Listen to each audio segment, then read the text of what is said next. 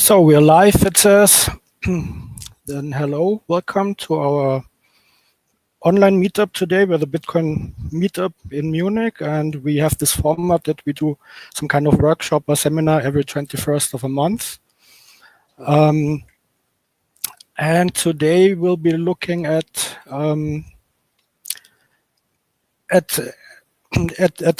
we can use this format quite well because then we can always look we can make the most of this online format and see what else is going on in the world when we're not doing a physical meetup, right?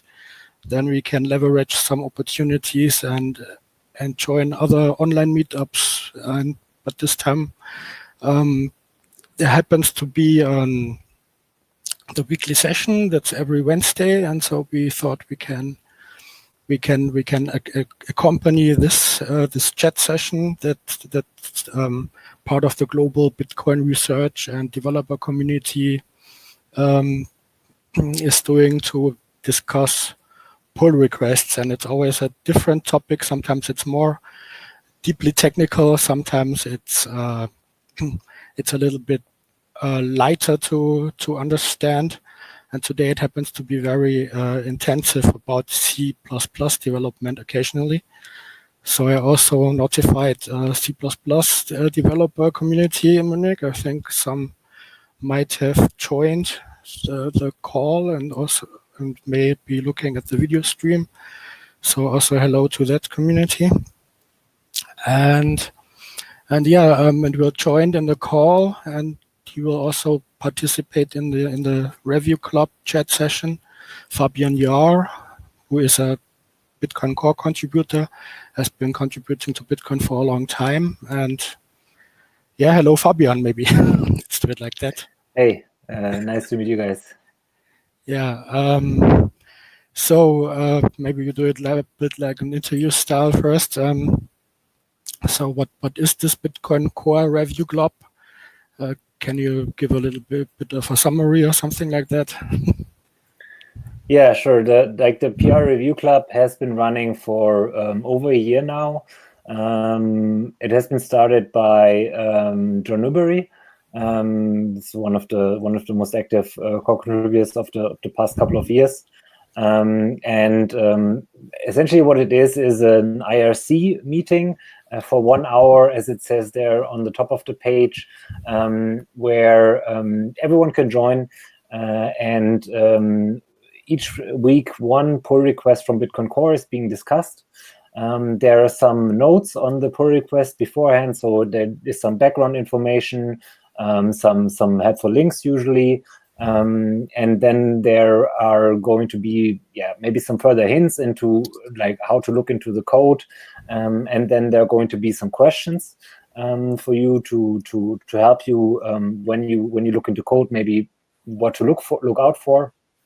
And then this meeting is for 1 hour, and essentially the person who is hosting, it doesn't have to be Jahr. Everyone basically can volunteer. I think I've hosted two I think.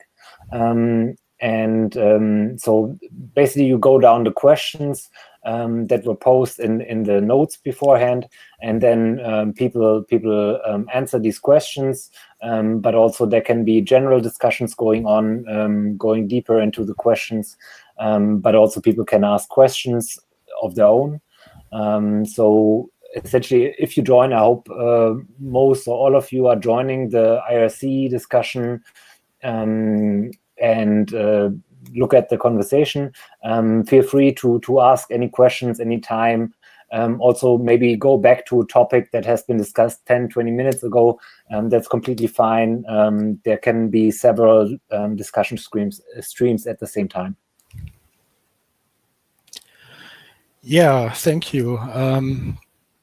And today's topic is actually something that is a continuation of a previous session. And yeah, what is it about? It's actually not, this time it doesn't have so much to do with the actual Bitcoin inner workings of the consensus, but with this command. Okay, I always forget to switch the screen. So if you have a Bitcoin node, then you can, if you have a desktop wallet, it's the standard Bitcoin core wallet or node. Then you can call the console, and then you can type this command, get tx outside info, and then you get some kind of data back about the current UTXO set in Bitcoin. That means who owns which coins right now, right? Basic information about that. Yeah. Right, and one of these data items is this hash. You can see here, hash serialized. And this is a problem, right, Fabian?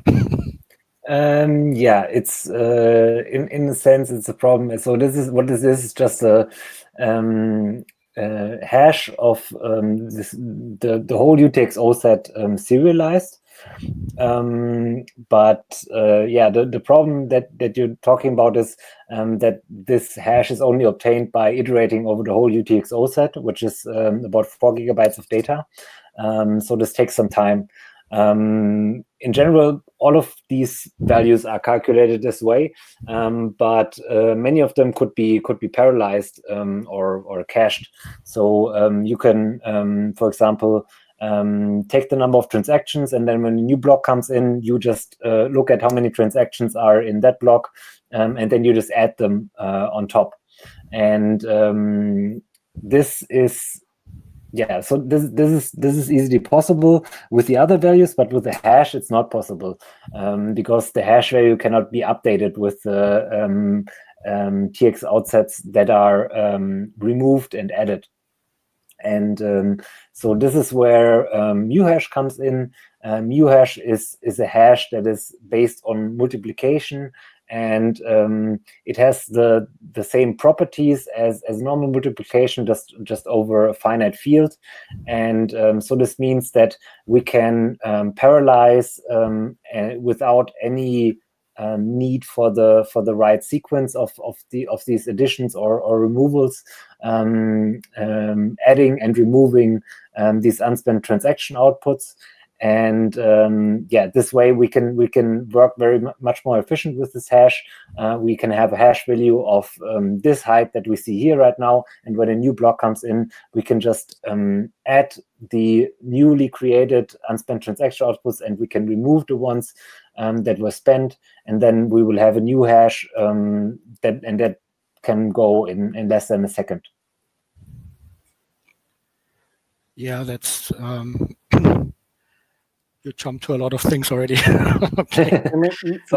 Maybe I can simplify it a little bit, or can say what I'm thinking about it. So it's like a normal hash function. You have like maybe a text or email or something. You run this hash function, you get the hash, and this is a representation of the text you hashed. So and normally, if you add like one word to the text, then you have to do the whole text file again hashing. And if the text file is really, really big, then it takes a long time, and that's the problem here. And this muhash has the option that if you're adding something or you're deleting something from this text, like not normally text, but it's elements, like every word would be an element. So if you're adding something, then you only have to process this adding and not the whole text again. So it's like an optimization if you have small changes on a big data set. I'm right there? Yes. So like you could think of the text, then each word would be like in text, each word would be an unspent transaction output. And so yeah, you would add some words to the text and can remove some words from the text, and that is very efficient. Yeah, it's efficient because you can parallelize it more or less, right? So I think the muhash function itself is not more efficient. No, it takes longer, but you can parallelize it and you can cache it. So you can take the result and save it and then update it anytime you get a new block. Yeah, all right. Are there any questions so far? Yes, I have a question. How parallelized is Bitcoin Core at the moment, actually?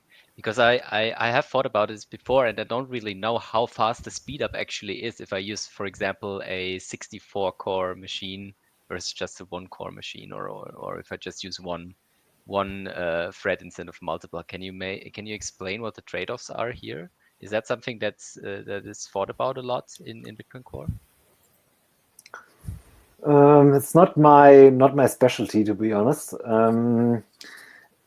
What like a project that is ongoing at the moment is just in general splitting up Bitcoin Core into different processes. So that's a project that has been ongoing. That is, let me see if I have a tab open. This is by Rasianovsky, and it's called Multiprocess. And there is an open pull request number 19160, which is just basic spawn and IPC support. So this is a project, but it has been ongoing for like 2 years now or so. Can you share in the chat the link, because it takes too long to find There's it. been a pull request Bitcoin Core review club on it as well. So I just have that link open here. And then, so that's an interesting starting point, probably. Yeah. Yeah. So this is like the main effort of what's happening there in that sense. Otherwise, there is of course block validation can be parallelized. That's when you sync up to the current state of the blockchain, the initial block download. That's where it's very helpful, but of course you only have to do that once for each node, so it's not an ongoing thing. And then it's going to be interesting when we get Schnorr signatures, where you can do batch validation, and then that's also going to be able to be parallelized. Those are like the big things, but I mean, this parallelization with Schnorr is still very much in the future. The multi-process stuff is happening right now, and that's also something that you can look into and review. So maybe that's something that's interesting for you to check out. Okay, thank you. Okay, then I guess we can switch over to the chat, to the IRC slowly. Yes. We'll start in 2 minutes. It's always on time. Yeah, actually it is.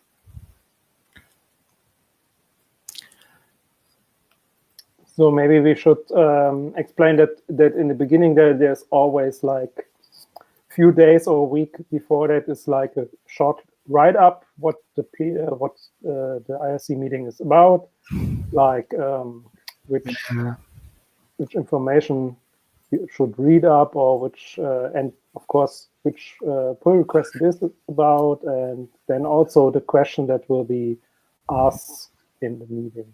Yeah, I had posted that last Saturday. But there's a nice anecdote from the last session about this topic, that it was very prophetic by Fabian, because he said that this function will be important to validate supply. You mean because of the Ethereum stuff? And Yeah, total calculating supply. Yeah. And this was in May. Yeah. I mean, this is. This is kind of two things happening at the same time. Like, kind of the hashing then enables the faster calculation of the total supply, which is it's kind of two unrelated things. They're just basically together because they both require you to audit the UTXO set. But yeah, it's funny that this kind of led to like the Twitter drama, let's say, kind of yeah, made me a bit famous. I'd say. MC, do you have this ready? The screen? Yeah. Oh, okay. I'm Then always just had to. sharing it. Yeah. So it's just started. We can maybe scroll a little bit up. So it's always starting with this command chat start meeting, because there's a bot that will record everything and then could be put on a website after that. So firstly, everyone says hi, so that you know who's in the meeting, because there are many people just in the channel and saying nothing and just watching, or maybe watching not. So yeah, that's like the beginning, saying hi. And then normally should be so maybe waiting. I can show what's the write-up for today for the meeting. So that's like explaining what's about. Then is the pull request, what it's about. So it's from Fabian here, and it's really long, and you can read up on that. And for sure, you can also check which files are changed or which commits it's made of. And so this time, I think Fabian will explain a little bit what it's especially about. And then there are some notes, so what you can read before or what it's about. And then the question will be asked in the PR review club. Definitely make sure to read the notes beforehand. Otherwise, it's going to be really hard to keep up with the sessions usually. Yeah, just a few more things. Like most of the code that's in there, it's not really stuff that I have written, but it's something that Peter Willer has written. It's actually based on a pull request of his from 2017. And I basically picked up his code, fixed some things, rebased it, of course, added some tests and stuff like that. But the most stuff is written by him, and I'm basically maintaining it and trying to get it in so that I can then use it more for this get.tx outside info, which we have been seeing earlier, because that's also something that you need to keep in mind when looking at that. This is not being used yet. This is just the code that then can be used to calculate the hash. This is just the hash function that is not implemented yet. This does not get used in get.tx outset info, for example.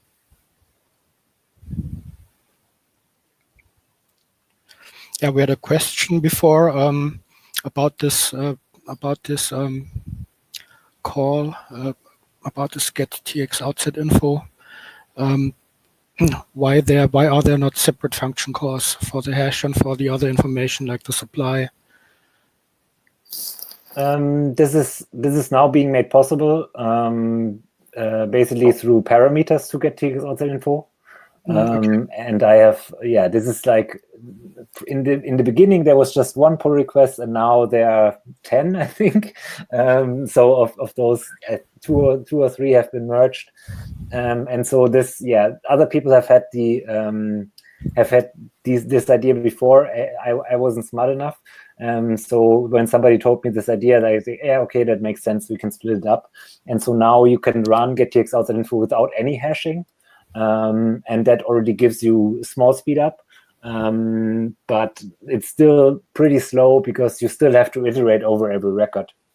And so that's why, yeah, we now have this pull request and some follow-up pull requests to it that work on the hash function, and then we have some other ones that have mostly been merged, that are like basically following the thread that you can run the get.tx outside info without the hashing, and this is going to come together then when we put all this into an index, and then these values are going to be indexed for every block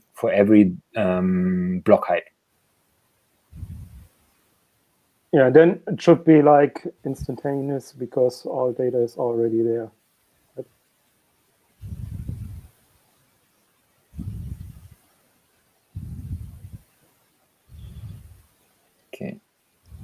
just reading the first statements here.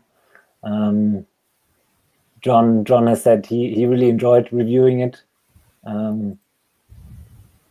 I'm going to say, like, I was really struggling with this in the beginning. I mean, this was the first big thing that I worked on in Bitcoin Core. So I can also give this as a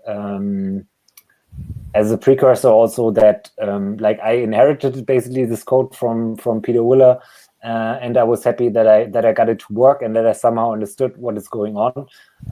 But for example, I didn't do any refactorings on it early on because I was unsure if I should do that, both to not disrespect his work maybe, and to not maybe break things that I don't understand fully yet. So and initially I think he had written that code in C and then converted over, so that maybe there may be still some leftovers of not so much C++ style that you will see, just so you kind of understand the history. So there's also for the test system in Bitcoin Core, there's also a Python implementation. Do you also did that, or was it somebody else? Or? That's also written by Peter Willer. Okay. Yeah, same story. Not ideal, but yeah. Yeah, I'm pretty amazed at stuff like this. So in the beginning, Bitcoin Core, in the beginning, a few years back or so, used everything from OpenSSL, all the hash function, everything, and now it's implementing all itself. So I'm pretty amazed that all that crypto functions are directly in the code or in the library.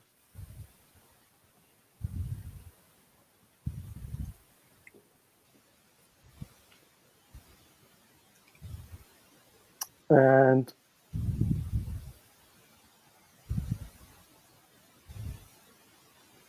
yeah.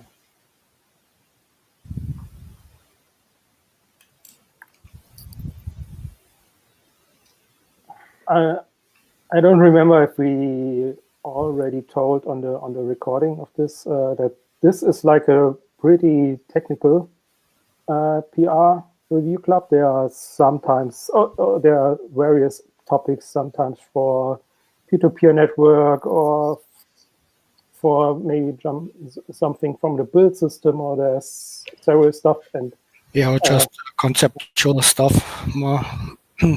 Yeah, and not directly the implementation. So for me, this is like the hardest because I'm not really C++ programmer. So I looked at the code and that's pretty much it. So I looked like the interfaces and I thought, okay, yeah, good. But everything else.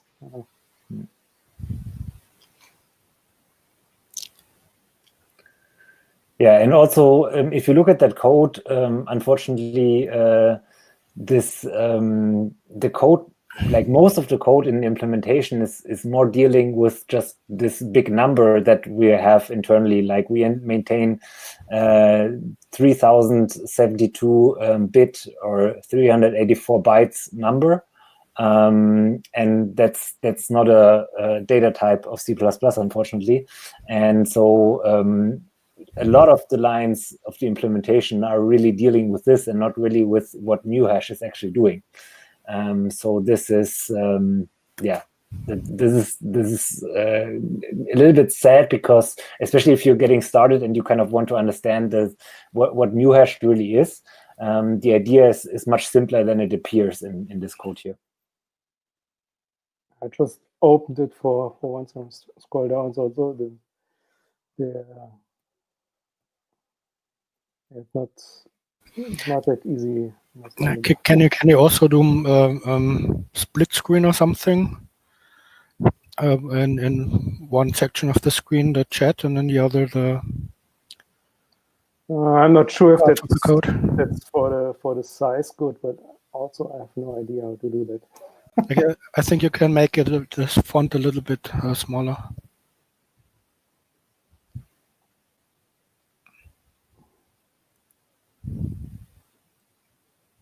I have no idea how to get two windows in one.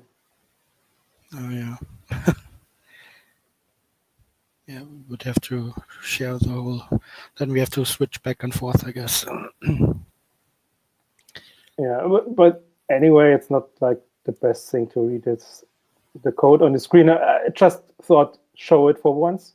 So it's like this code we're talking about. So I better back to the meeting.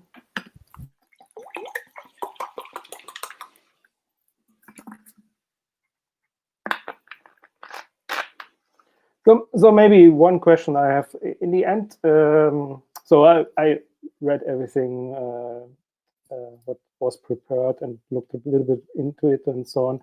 So and there was a meetup not about the implementation but about the concept. And there, in the end, you have a 20. Have a hash in the end, but that is smaller, like the state of the hash. Do you have to keep the state like this 3072 bits?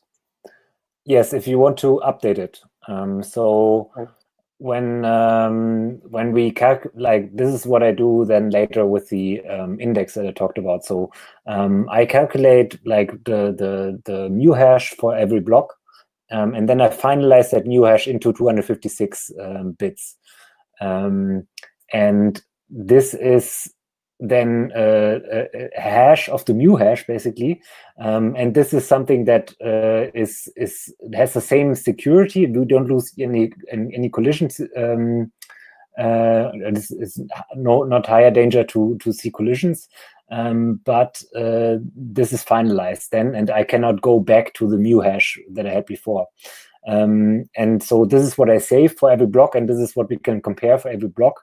But then at the tip of the blockchain, I keep the mu hash object with the whole 3072 bit number, and this is what I can update then when a new block comes in. So every new block, I update the mu hash object so that it is at the state of the tip again, and I save from the old tip basically only the finalized 256-bit number. Okay. Mm-hmm. And then if you delete an object or you have a reorg and going back block, do you end up with the same hash? You should be, yeah. If yes. you're deleting So it, and then you can prove that it's the same state. Yeah, when there's a reorg, then we roll back, and the mu hash object is rolled back by just walking the block that was removed just backwards. Yeah. I'm pretty amazed that this is possible. Me too. Yeah. It's like magic, like mathematical magic. Yeah. Like I said, it took me quite a lot of time to grasp it, but when I finally did, I was pretty amazed by it, and I thought it was really cool. So that's the main reason why I spent so much time with it as well. Besides it being pretty useful as well.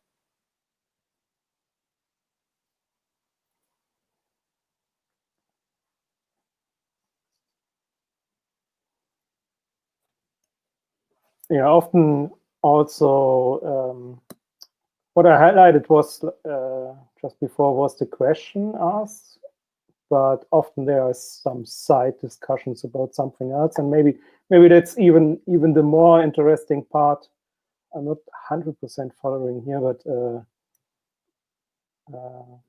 most of the time it's really interesting if people or see what other people not get, or maybe they get something you don't get, and you find out new stuff, and it's so I'm always learning something in here.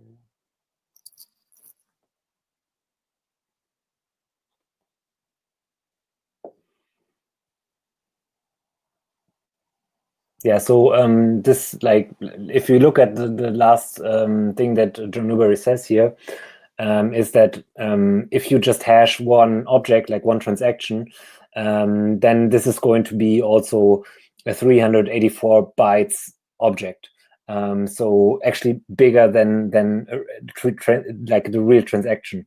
So you wouldn't pre-calculate it just for one transaction and then save that and cache it, because it's actually very inefficient. Yeah, rather you combine the stuff already as soon as you can, and then you just cache the running state. That's really what it's for. What muhash actually delivers to us as a functionality.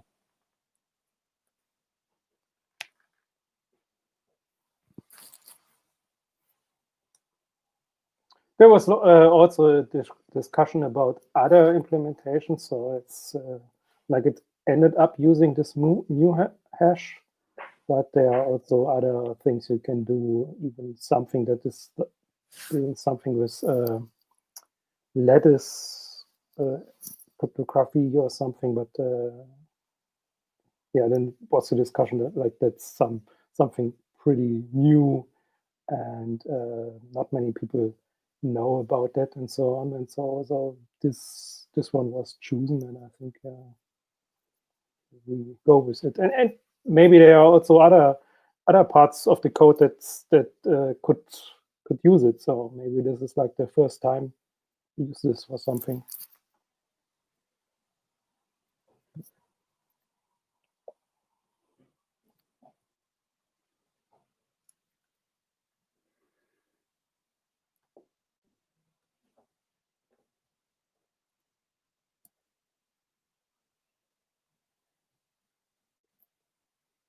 I'm not sure if this ECMH is some other implementation.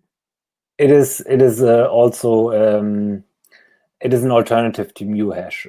So okay. this is elliptic curve multi-set hash, I think, and this uses elliptic curve cryptography to put the stuff on the curve basically, and then does a multiplication on the curve, which is a bit different. It has different upsides to muhash.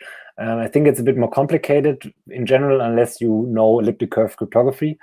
And I was basically indifferent between using either of these.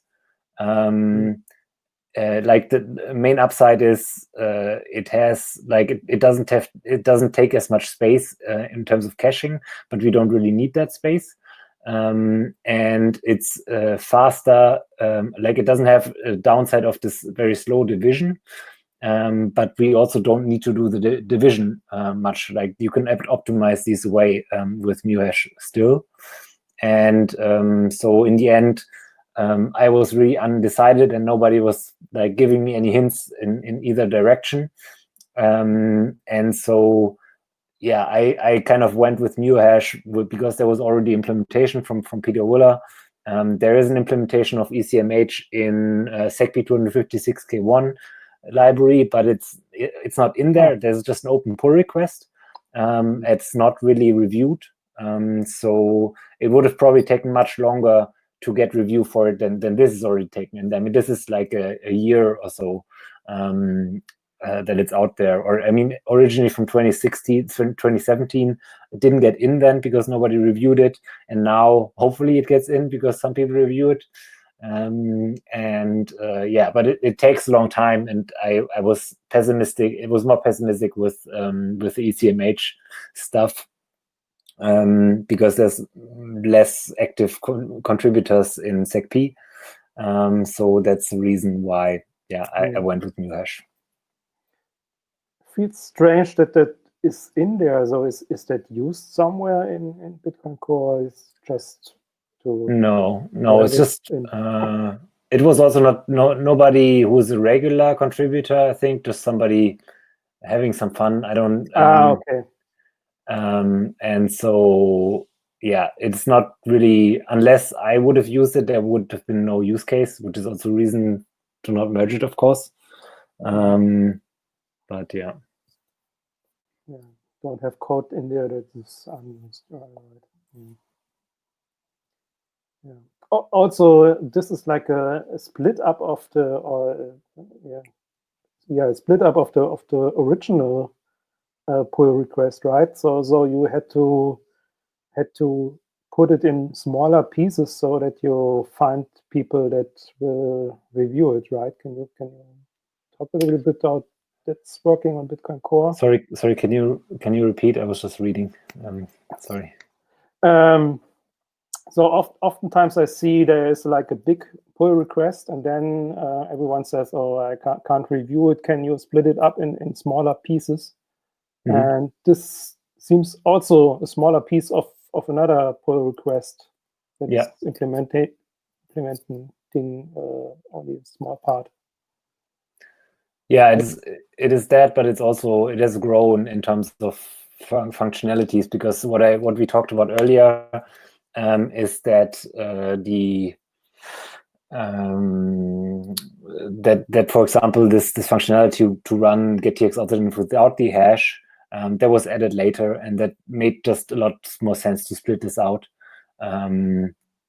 Yeah, so that's why initially it made sense to me to have it as one pull request, because it was like 1,000 lines of code. But now if you take all of it together, it's probably 3,000 or so. So yeah, that's made much more sense to split it up, and of course, yeah, people complained about it.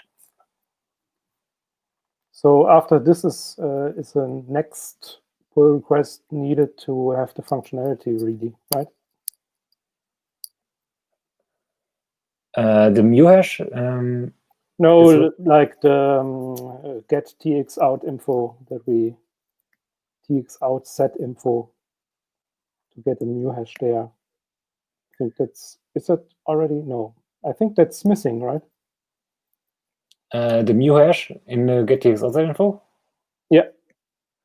Well, it's not in master, and it's not like, the functionality of adding it to gettx outside info is also not in this pull request. Yeah, that's what I meant. Okay, yeah. So there's an additional one needed to have it really in the functionality in the software. Okay. Exactly, that is already open as well.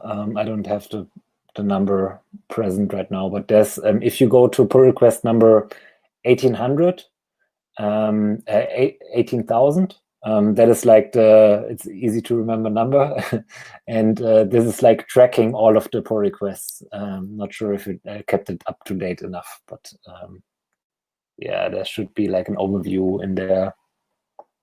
Oh yeah, that's nice. Yeah. So this used to be the original pull request that had everything in there that I wanted to do. And that's the one we're looking right now at. Yeah. Yeah, one is already merged.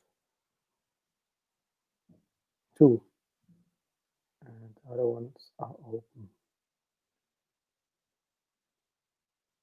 Yeah, really big split up from 1. Okay.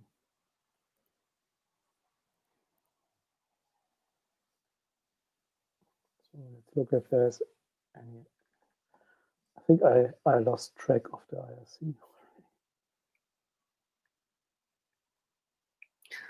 Well, Peter Willer made a joke. I mean, we're just going down the questions. Like, it makes a lot of sense, I think, to like keep as many people engaged for this one, because yeah, it's pretty complicated, and it's easy to get lost in these things that are not really that important. I think the main thing is that people understand the mu hash part. And Peter John Newberry prepared a lot of questions. So we like sometimes they're just 5 or 6 questions, right? So, but this time it's like 12, 13 questions or so. So it's really like we're going through them rather quickly, and I think it seems like a lot of people really understood the stuff and get the answers quickly.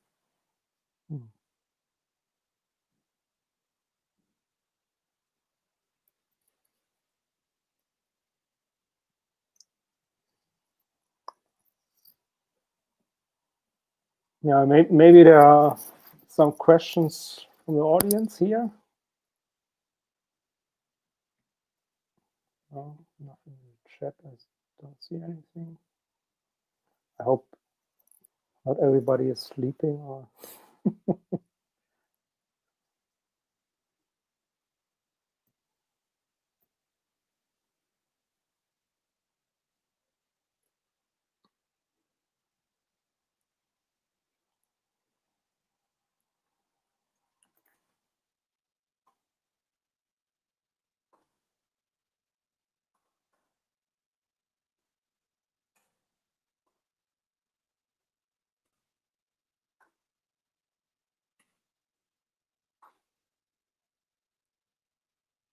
Yeah, maybe I have one question.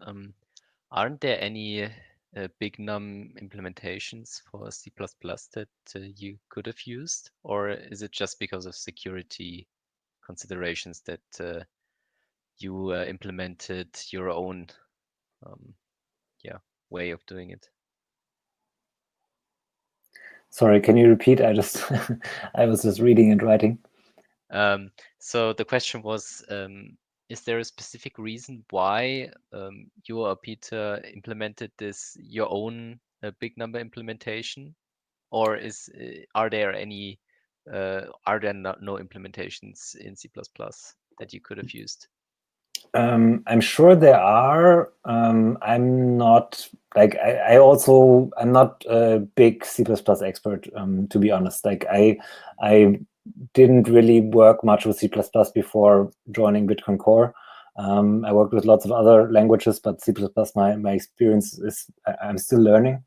But I'm sure there are implementations. But Bitcoin Core is very rigorous with adding any dependencies. And so just try to avoid it at all costs, especially cryptographic code. And so that's why Peter probably did it this way. I don't know if there's anything like really light that you could just easily pull in that would just do it, like abstract it away, and it would just be 100 lines or so. I think you would have probably used it if you could review it. But I'm guessing that was not the case. But it's an interesting question. If you're in the chat, maybe ask it. Okay, let me see. yeah, Is it not a good time to ask that question? I'm not sure. Anytime is a good time. Okay, there's so many heavyweights in this chat. I'm a bit frightened here. Okay. Okay. The thing is, it's like not it's asynchronous, so somebody will ask and answer sometime later. And yeah, just say question unrelated to the current conversation or so. But I'm sure Peter will answer you. Okay, let's see. So I can only guess on that. So I think it's maybe also optimization. He said something actually. He said that it's not just a specialized bit 3072-bit big num implementation. It is just not just. Okay. Yeah. Okay, so it's specialized for that use case. Maybe it's just because it's more efficient, because you don't have to implement it for all big numbers, but only for the one. Yeah, also like this 3072 is not like something you normally use as a size of something, no? It's like maybe you can optimize for that. Yeah, in my experience, it's even hard to find something that even supports like 128 bits. That's not a number that you usually use in programming.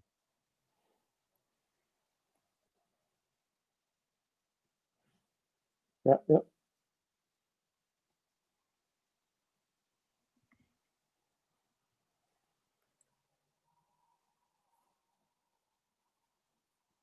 Okay, I'll ask him.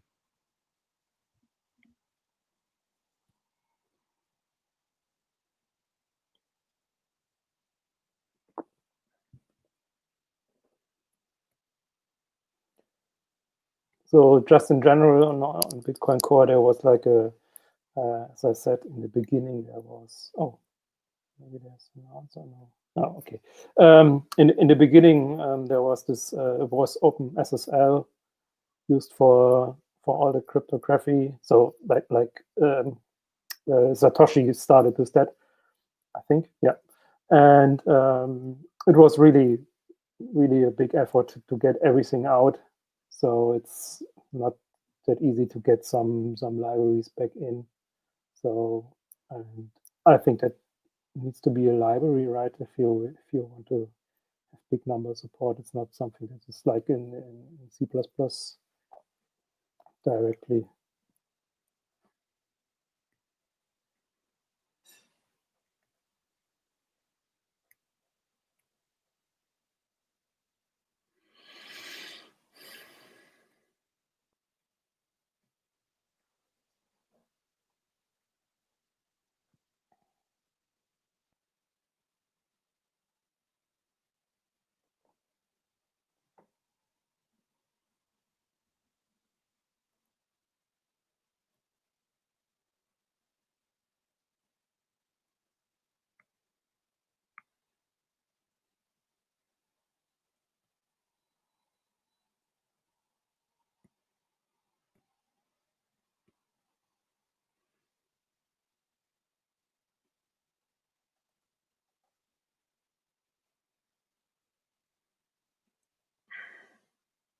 Okay. Yeah. How is it consensus critical? It's not right now, and it's not going to be for any in the foreseeable future, and maybe ever. But I think for quite some time, people have thought about the possibility to save like the hash of the UTXO set in the block or so and make that part of consensus. Like that's an idea that has been floating around for many years, but not much discussed lately. Another reason where it's like somewhat consensus critical, I guess you would call it, is if you would use it in Assume UTXO. Assume UTXO is a different proposal that has been worked on for 2 years, I think now as well, from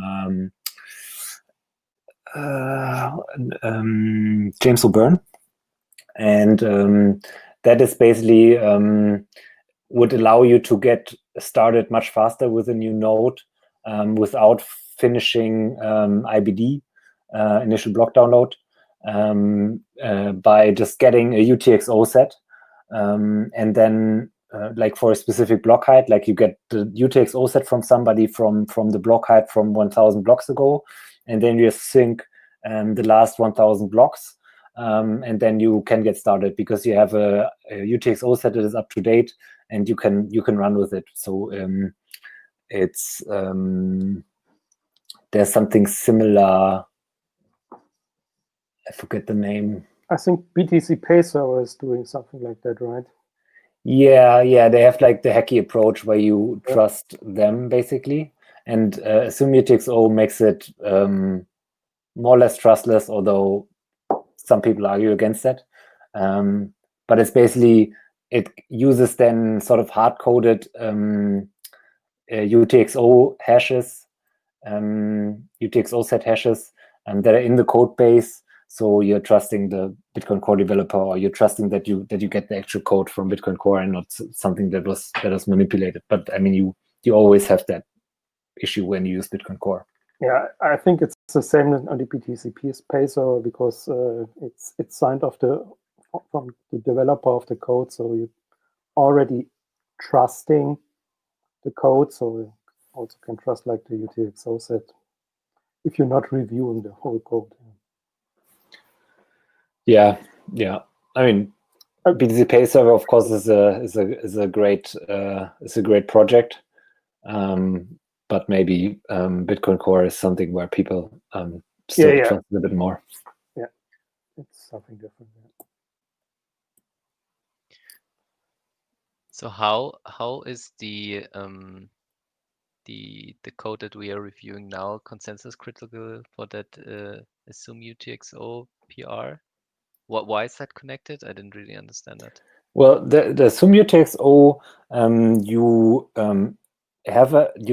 you look at a hash of the UTXO set that is hard coded in the code base, and you compare that hash with a hash of the UTXO set in full that you get from somewhere else, right? And so for that, using that hash, you could use muhash. I don't think it is in the proposal right now, or it is not. I don't know. It's probably just Jahr 256. But you could use it for that, and if like when muhash gets used in the way I intended, that would make it easier to use assume UTXO as well. But this is very much in the future, and kind of the timing is also not really right, because assume UTXO is further along. I would say it's maybe too far along to get muhash in beforehand, and use it with that. So it's, yeah, I'm not sure. It will be interesting to see that upgrade. But yeah, it's still in the future, and haven't really discussed it with James, how his interest is for that. I think James also just wants to get his code in first with as least controversy as possible, and integrating muhash now would not make that easier. And what is the benefit of using the muhash function? Because Well, I'm just thinking about it. I was just like, if I want to use the assume UTXO thing, I'd imagine it would just be something like, okay, I have the UTXO set, I export it and I hash it, and that's it. That can be used to verify that that I have the correct one, right? So how would the muhash help in that case? Yeah. So let's say you're a merchant, and you have a store and you want to accept Bitcoin, and for that you buy Raspberry Pi, so not super fast hardware, but enough, and you want to get started today. So like this is very much user experience improvement, because you don't have to wait for IBD, which can take really long with the Raspberry Pi. And so you have you ask me, maybe I'm your friend, and you ask me, can you give me a UTXO set, and also the hash for it. And so then to validate the hash, I would need to get the UTXO set hash for a specific height, right? And this is not possible right now with getTXOutset.info. You cannot give it a height, a specific height, and validate that this was the UTXO set at a specific height. And this is where what I'm going to do as a follow-up of muhash is an index where I'm saving the hashes of the UTXO set for every height. And this is something that would be almost impossible to do for most computers today, to calculate that if you would build this index of hashes of the UTXO set with Jahr 256, because like on my machine it takes a couple of minutes, and it's 2016 hardware, but not too slow. And so you would have to do that for every height, and so you do that 600,000 times, a couple of minutes for the UTXO set. I mean, the earlier ones get faster, but yeah, so building up that index for the different heights would just take very long. And so this is really an optimization for that specifically slow hardware, people that run slow hardware will be able to use. Okay, but why does it take so long if you just want to have a hash of the UTXO set? Because the way I understood it was that it takes so long because you have to add up all the different values from all the different UTXOs to get to your result. Or is there another part that takes longer? Or what is the part of this command that takes so long? Because I can't imagine that just hashing the UTXO set will take so long. I mean, it's just one hash, right? Or do I miss something? It's a few megabytes anyway, but yeah, okay. But I think you are right. Maybe the UTXO I mean, set I can have a whole gigabyte sized whatever game, which I can hash quite quickly. I don't think the input Yeah. is the problem. Yeah, but I mean, the thing is, the UTXO set is like 4 gigabytes of data, and so hashing it on like I know some people's on some people's computers it takes 1 to 2 minutes or so to hash it, and Just one hash. the whole UTXO set hash. So just using the 4 gigabytes as the input and then calculating one hash.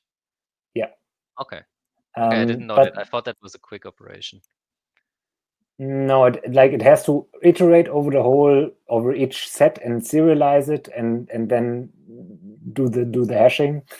So I didn't benchmark it that deep that I know how much every part of this operation like each takes.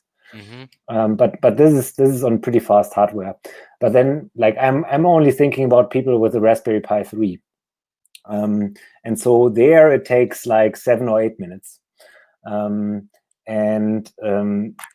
it's just not attainable anymore. It's not even attainable like if you have to hash or if you just want to do it every time you get a new block, because then blocks sometimes come in quicker, and then you cannot keep up with it anymore. Like if a block comes in less than 8 minutes and you need 8 minutes to calculate it, then you're already running behind. Like maybe at some point you can catch up, but then also this time increases linearly with the size of the UTXO set hash. So if you take 8 minutes now and the UTXO set grows from 4 gigabytes to 5 gigabytes, it's going to take you longer than 10 minutes. And then you cannot keep up with it at all anymore. Okay, I understand. So the idea is that that we would have this rolling hash already, and we have the database already, so we can just use that. But then it's consensus critical because we use that hash function to build the index. Yes. Okay. And maybe more like I think I didn't really I didn't simplify it enough with the merchant case. Let's say it's maybe more realistic that you as a merchant you buy like a casa or something like that. Like a box, a finished box that has stuff on it already, and that has a UTXO set in it as well. And so then you just need to verify that UTXO set of, let's say, block height 600,000 or so, that is correct. So then you could calculate the hash of it, which from scratch with view hash is going to take on that maybe 15 minutes or so.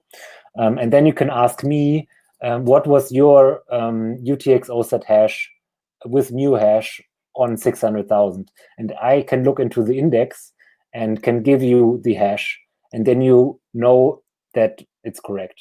And that took you 15 minutes. Whereas if you would ask me for the hash with the serialized hash, I couldn't give it to you with the functionality that is there right now, because there's no way for me, if I run a full node, just run a full node with any configuration, to go back to 600,000 and calculate the hash of the UTXO set again. Sure. Yeah. And if you say ask, do you mean like out-of-band communication, or is it via the peer-to-peer network? There's no plan to do that via the peer-to-peer network yet. I mean, of course, you could build something on top of that. Like if you want to be like somebody who services merchant and sells the stuff to merchants. And there, like, people have brought up that idea, but it's just so far in the future that I haven't been thinking about it. And I think, yeah, it's not really necessary. Yeah, I guess so. I mean, it could be also like a web service or a different protocol, or right? DNS or something that many people running that, and you can check back there. So it don't need to be a peer-to-peer protocol thing. Yeah, could be, but yeah. But it's also interesting. So I'm running a few Bitcoin Core nodes, and sometimes I set up a new one, and you never know. There could be like a bit flip or something, So it's interesting to have that feature and check all your nodes if they are really on this same page. Yeah. Yeah, it's like Pierre Rochard said, it's a good accounting method because you're always double checking everything. Yeah. Double entry bookkeeping, right? We want to make sure. Actually, today I was in a chat, and somebody actually had a problem that that somehow his Bitcoin core was not right, or something was wrong. I didn't actually pay so much attention, but in the end he had to delete the blockchain and download it again. So it could happen. So it's like, if it's not enterprise server hardware with ECC RAM or something, there could be a bit flip and something going wrong. So it happens. Yeah, it happens, especially if you don't use an SSD, but use for example, your SD card on your Raspberry Pi. Then it's quite likely that this will happen very soon, if it's not a very high quality. Yeah, not normally. So my experience with USB sticks and SD cards is always there. If you have the blockchain on it and downloading it, the card will, or the USB stick will die after a few months. So it's not really made for that. You have to have a hard disk or SSD for that. Yeah. Yeah, it's interesting because especially if we go more towards multi-threaded, multi-processor implementation, which every performance optimized software will probably use in the future, because that's the way the developments are going on the hardware side. It might be even more likely that there might be a problem with synchronization and so on, because that's always tricky. It's good to have this double check in there. Yeah. So just yesterday I had a new node set up, and with TX index and everything, and it took like a few hours. I'm not really checked, but it was a server hardware and a co-location thing. But after 4 or 5 seconds, the whole blockchain was downloaded and everything was up. So, and that was not on the SSD, that was on a spinning hard drive. So it's really fast, and I had a feeling that the limiting factor is more the bandwidth. So it was like 80 megabits downloading or so. So there was headroom above that, but somehow it was. I think it's pretty much fast if it takes like 4 hours or so on decent hardware. So yeah, but there's always some optimization, like this. What was it? There was some patent that is now not valid anymore, and there's some optimization in the elliptic curve stuff. So there's always some small optimization that will increase the performance. Yeah. Actually, I have another question. How are you handling it? So if you look at the concurrency problem, how are you handling it if a new block is coming in while you are still computing the hash for the old block? Because that can sometimes happen, right? That like 5 blocks come in at the same time. Is it possible that you will never be able to catch up, and then the operation will never complete? What do you do in this case? What does it freeze the whole node, or how does it work? Sorry, I was reading. Can you please repeat it? Yeah, the question was just if, for example, a lot of blocks come in a very short period of time, and you have a slow node, what will happen if you will never be able to catch up? Is that just run in parallel? Do you just wait for new blocks and build on top, or do you abort the process? How does that work? You mean in terms of the hashing of the UTXO set, or just in general?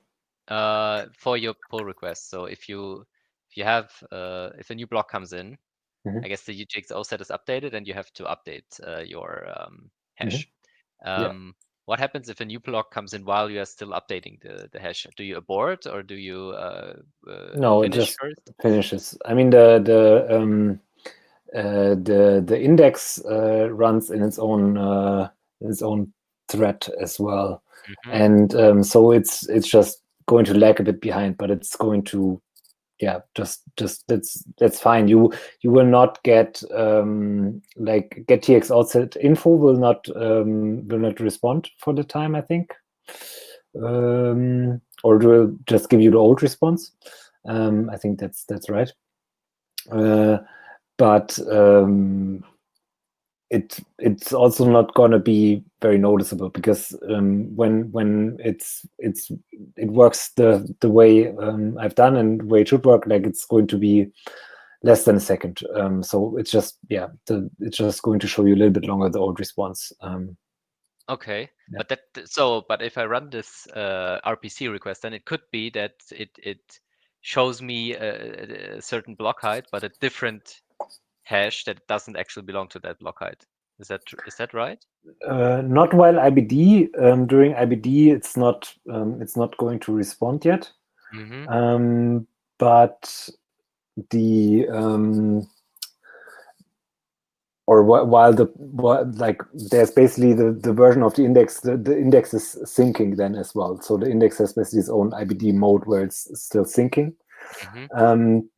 But then when you are within that 1 second, then that's possible. Yeah. So from the moment when the block has been finally validated and the index has been updated, there's a small delta where you would technically not get the right response yet, but the question is it the right response? Just the processing has not finished yet.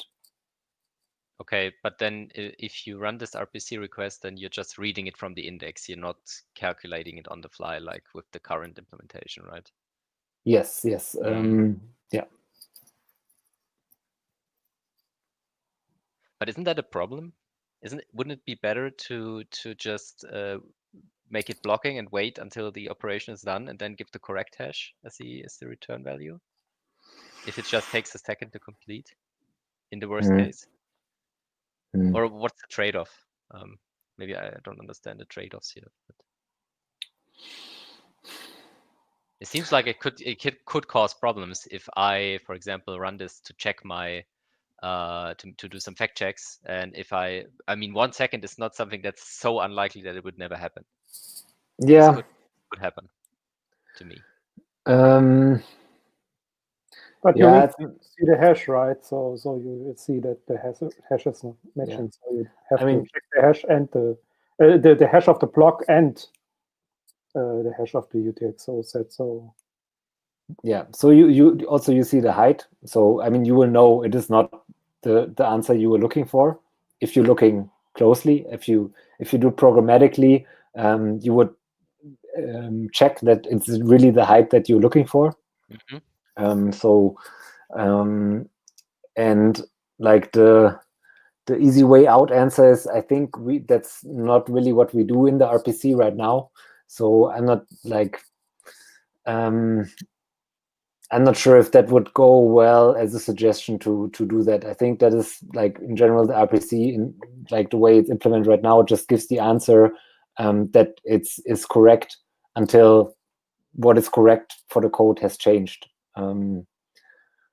Yes, I'm just asking within the same request, right? It shouldn't say, wait, block 100 and then give you the hash for block 99.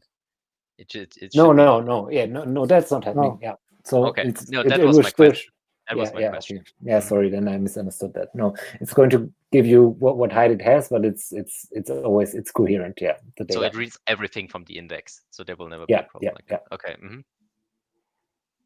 So I would say like a best practice if you're comparing two nodes with some software or whatever, it's the best to maybe go 6 blocks back and comparing that, not the tip, because the tip there could be a reorg always, and then there will be a random problem. So going a few blocks back and always checking that you also have the same block hash, not only the UTXO set, and then you're sure that it's matching. Yeah.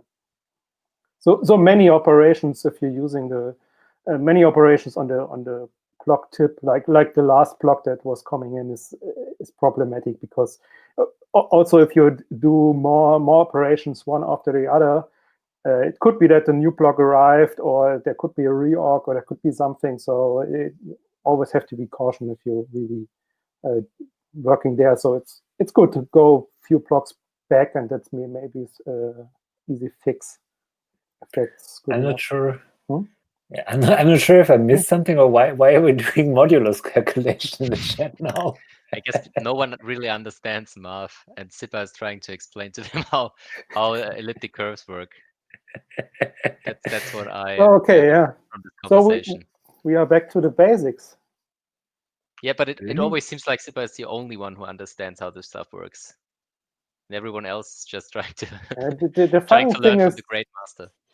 I would say I understood it once, but after that I already lost. So I still have to relearn it every time. So if you're not doing it all the time, you forget about it. So I have a vague grab how it's working. Yeah, I mean, I think if you look into the SecP 256K1 contributor list, you find some more people that are like us, just forgetting it every time, understand it.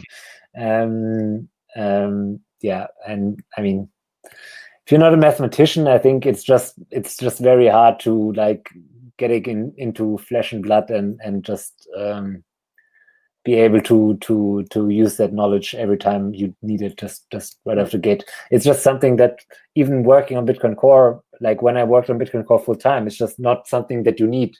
Like, it's just, you don't mess with that code in general. That's the general goal, just don't mess with that code. And then it's just very hard. It's like a language that you don't practice. Like, it's exactly the same thing. Yeah.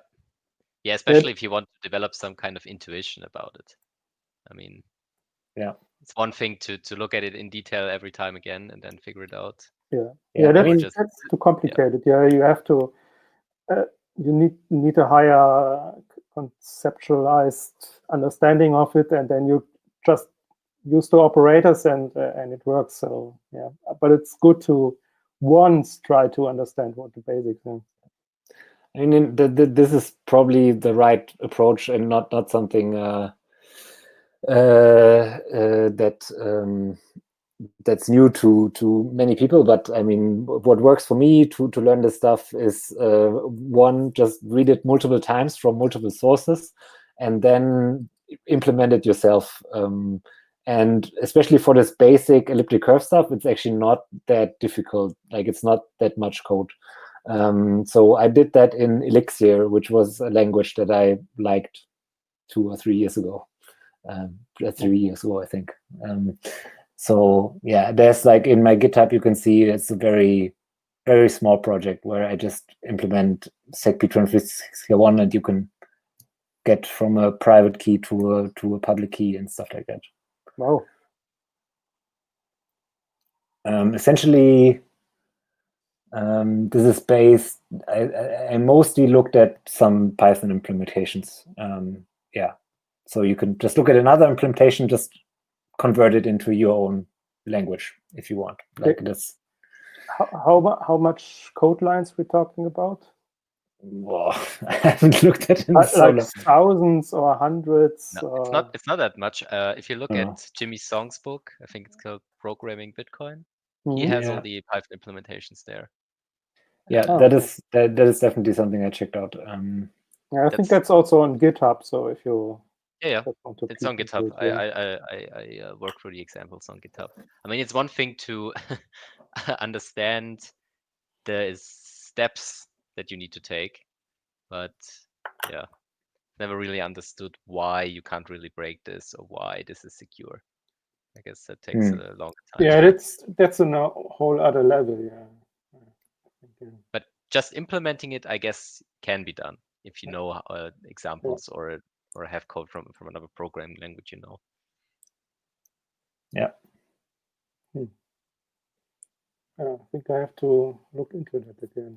Yeah, especially if you have a high-level language, if you have like operator overloading and so on, then it can be done, and it can be commented in a way that. Oh yeah. If you can overload the then it in the end it looks like basic math. Yeah. I guess it's the same thing that we have here, right? The Python implementation for this pull request is way easier to read than the C++ implementation. Yeah. But it's not that optimized. No.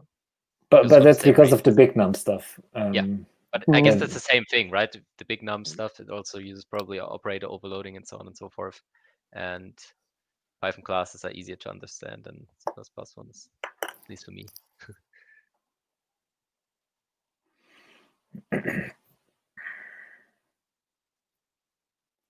There was.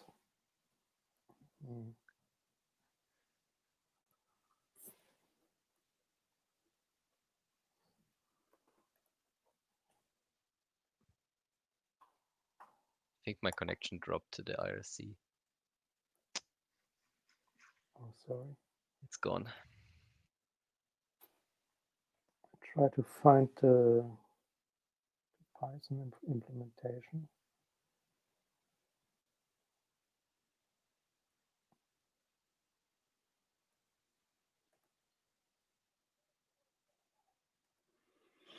PR 19. 105. 105, yeah.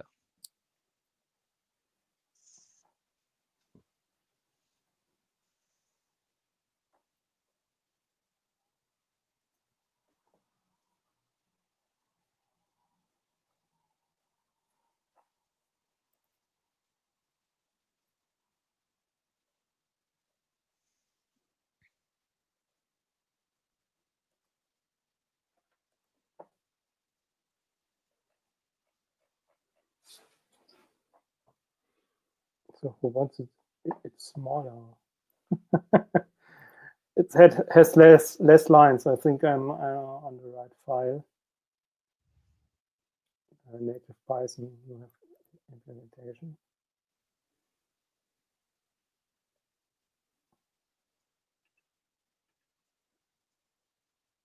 Okay, there's also this Jahr 20.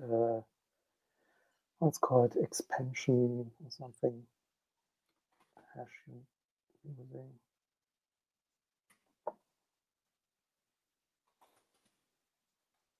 Here's the main class.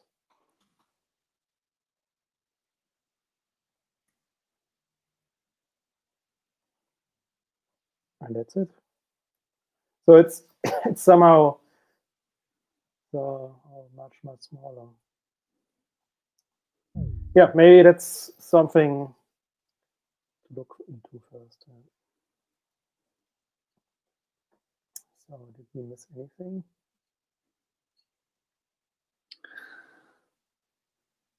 Okay. Oh, we already over. Finished. Yeah. Oh, missed that one. I have to say I have no memory of what was discussed. So I'm not sure if I'm gonna do that again if there's a pull request that I'm involved in. We also have to say that actually I said, yeah, let's do this before I knew that this was going to be the pull request. Like this may seem like, oh great, they saw it's from Fabian and they asked Fabian. The reverse is actually true. So but it's okay because actually, like, Peter Willer is the person that understands this code the most, and he's usually joining. And January said he would be hosting. So my presence wasn't really needed. But I have to say I didn't really feel present in the IRC, to be honest. But yeah, I hope here this discussion is useful to some of you. And if you have any questions now, feel free. Can be about this pull request, can also be about Bitcoin Core contribution in general.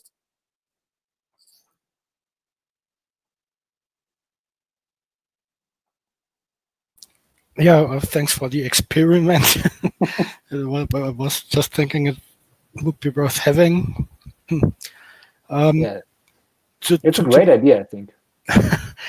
I thought, maybe it's really worth a try. So Yeah, I asked others to join, but yeah, some more who would be more into Bitcoin development. But yeah, it can't always work out in the best possible way.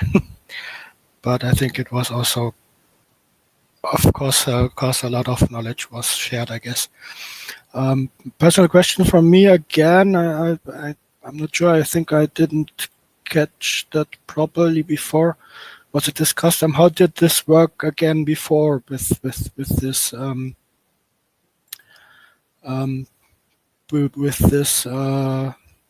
It takes get outset info. get the TX outset info? While it was calculating, the client was then basically freezing, or how did that work? Freezing. I mean, it's just running the calculation. Yeah, sure, but it doesn't. There could be race conditions if you don't if a new block comes in and you know. I'm not sure what you're referring to, like the earlier conversation. I think he's saying if the UTXO set changes in between or while it's computing, so it must be held in place somehow. Yes. Yeah, it's like it's just getting a lock, and it's not like while it's being calculated. Yeah, so the client is not syncing in that moment. Yeah, okay. Yeah. But it could be also a problem, if you have calls often and everything gets stuck completely. Yeah, exactly. Like it is. There's actually like I don't know how many people want to run this. If like I think it's just never really considered as an option. But the one place that does this is BitMEX Research. They have the Fork Monitor website, and there they have they run a node that is up to sync, and that is running GetTX outset info for every block height to do a total supply check. And that it gets out of sync quite frequently. Oh, okay. Yeah, interesting. Good to know. Let's see. So maybe this is also a thing that will be better in the future. I think it's this. Did you look Fork Monitor info? I think. Yeah, I have it open on the screen. Yeah, so there is the 18.1, and that has at the right, it has supply, and you see it's calculating the supply right now. For other versions, oh yeah, that's also interesting. Yeah, it's good. Okay, yeah, it's called Fork Monitor. Makes sense. Yeah, interesting. I also have to say before I forget it, I had no idea what pull request. It wasn't clear, so it's like mostly like 5 days before that which pull request will it be, and I was a little bit shocked that it's like C++ and deep cryptography hash function stuff. I thought, okay, then we go for it. Yeah. So but maybe not the most optimal stuff to start with. Experimenting. Yeah, but like we can just really recommend the PR Review Club if you want to learn. Like mostly, like there will be mostly easier pull requests than this. I think, especially if you're not already C++ developer. And you can also go into the history and look at the past pull requests. So there's I don't know, it's going to be like 70 or so, because it was every week for the last almost 1.5 years. And you can click in there, and I'm not sure if they've done it for the older ones too, but like for the last couple of months, they have put the conversations into the notes. So below the questions, there's the log, and you could just read through that. And I think this is one of the best places to learn about Bitcoin core development, like just reading through that, like trying to maybe try to answer the questions for yourself, and then read through the log and see the conversation. I think it's a great learning resource.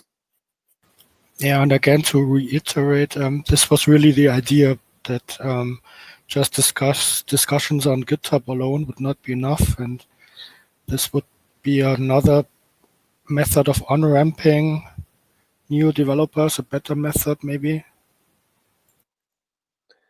Yeah, I think in general it's good, but like it's, yeah, for me personally, like my processor task switching cost is too high. Like I just from reading and talking and listening, like it's I don't know, like maybe people that have just joined us and followed can tell us how they felt about it. But it's definitely hard for somebody like commenting on it. Like you just cannot read every comment, I think, or every follow the conversation fully and discuss it at the same time. I also have the feeling it would be better to have like this one day after it happened, and then we have the message log, and then we can talk about maybe something and have the right persons for it. This time we had the right person, but it was only luck, I think. So it could be something completely different, where Fabian has no idea what's it about. Yeah. I mean, this is like as long as I could review the pull request, like I review very diverse pull requests. So if it's something that I've already reviewed anyway, like that's fine. But yeah, like I mean, but in general, like if I want to do the pull request review club, like I mean, that's the idea, to review it first, and then it's also okay to talk about it. Yeah. It's just because in this case, I could especially talk about the background and stuff like that. That's usually something that you're missing when you just review it, of course. Also, I have to say, if you are interested on this, just join the IRC. You see, you can also use it in a web browser simply, and just ask questions there. So it's really open, and people will tell you if you're totally off topic. Then, but normally every question will somehow get answered, or yeah, there are no stupid questions there, as long as it's about Bitcoin core development. Yeah, exactly. Yeah, good point. For another question that I had, do you look at other Bitcoin implementations? Sometimes there are first, what's your general opinion about alternative Bitcoin node implementations, Fabian?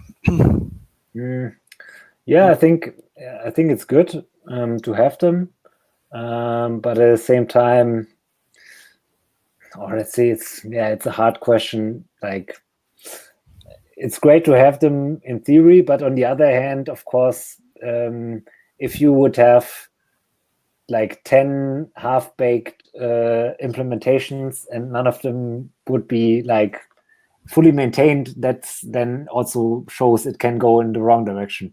So yeah, it's I think there's no simple answer. Yeah, plus and minus. So yeah, I mean, I haven't looked at any of them lately. Like there's no real full implementation in Rust. Like, there are Rust implementations, but they're not really maintained. So this would be potentially what I would be most interested in. But they're not there, and then like BTCD, Bitcoin, I just haven't used those languages in a long time, and it just feels like quite a bit of work to get into them. So yeah, I'm not really actively looking at those at the moment. I think it's good that people work on alternative implementations. Potentially catching bugs that are in Bitcoin Core, but at the same time, the reason I work on Bitcoin Core and why I'm always happy when smart people work on Bitcoin Core rather than anything else, even in an alternative implementation, is just that the brain power is focused on one point, and then hopefully that is sufficient to just not introduce any huge bugs in Bitcoin Core itself. Yeah, because there's also especially lib Bitcoin, right? It's also a complete implementation of the Bitcoin node stack, or a library that allows one to implement then just a node with with just a few extra effort. And they say they have cleaner code base. It's also C++, and they also have a lot of things done better concerning indexing, and so maybe the problem that we were talking about today that's not even existent there. So did you look into that, or before you looked into this topic with this function, or do you have any general opinion on that? No, I think Bitcoin is a fork, right? It was forked pretty early, and then they like I think it's a complete cleaned up. But it's a complete implementation, I think. Ground up, I think, from first principles, I think so, yeah. Okay, I would have to look into that. But I don't think this hash is solved there, because I wouldn't know how they would solve it without this multi-hash approach. Like it's just not solvable in a different way. At least I don't know of any other way of solving it. So yeah, it would be interesting to check that out. But yeah, I haven't. I think other people might have notified me if it was possible, if there was a different approach there. But yeah, I will look into it. It's an interesting idea. They don't have this feature. They don't have the same feature. They don't have the same API call. So they just have to do some things differently. Yeah. but yeah, they also maybe need some similar feature for getting the UTXO set. Maybe they already do some of those things, but in a different way. Yeah, it's just my guess. I'm not so sure. So one thing is if you have like some mission critical thing, like maybe you have a web shop or something, I think the best thing always is to use Bitcoin Core and not some other implementation.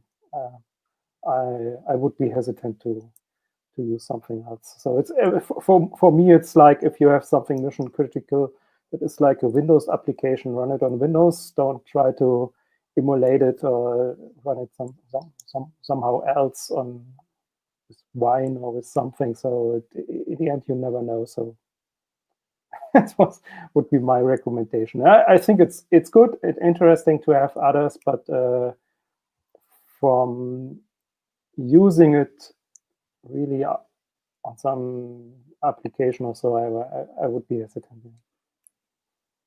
Yeah, and I mean, of course, if you're an exchange or so, and you could have potentially like huge losses with double spending attacks or so, then just run some service with alternative implementations and cross-check them all the time. Yeah.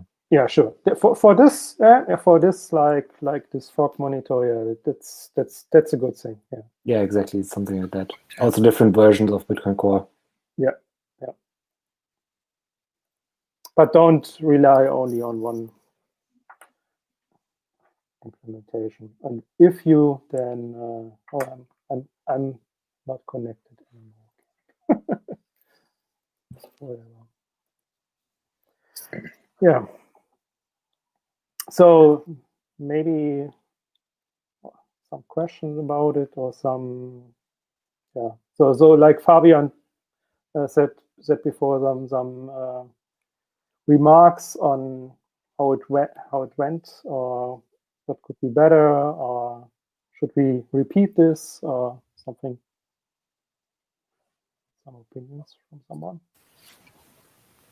Yeah, I guess your point was good. Maybe a day after that, or maybe just get some people involved then for the session that are not directly directly affected. Or maybe like another idea would be to do it beforehand, so people could get together and discuss the questions like 1 hour before, and then like maybe everyone builds like an understanding and then is prepared to participate in the discussion. Yeah, that's also interesting. Yeah. Problem is that I guess it would have to start too early then for the review. Yeah, it's a counter argument. Can always do it a day before. So I understood it. It's always on the 21st. So you never know when it will be happen, if it's actually the same day as the review club, because it's always Wednesdays at the same time. Will take a few months to think about this. Okay. Yeah. So anyhow, it would be some other day, and then I think, and then we are also open to pick maybe one that is really old. So maybe we can pick which one we're looking on. It doesn't need to be exactly the recent one, right? Or, I mean, it can also be just any pull request. Like, it doesn't have to be, like, it helps to have a PR review club pull request, but, I mean, if people want to just discuss reviewing one pull request,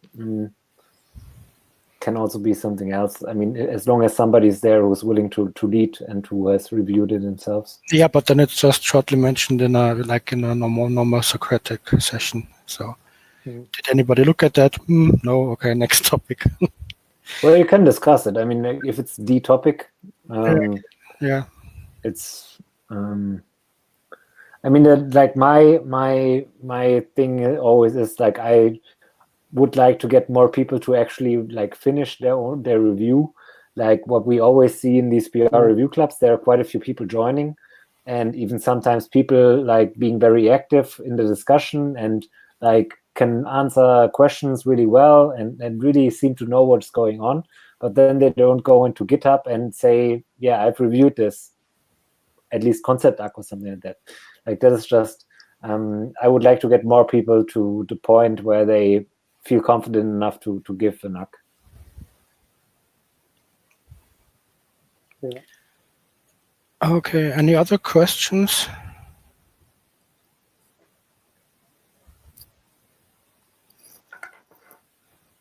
Good, then thanks to the viewers for watching. We actually had quite some YouTube viewers. I think more people are comfortable going to the YouTube link. So thanks for watching and bye-bye.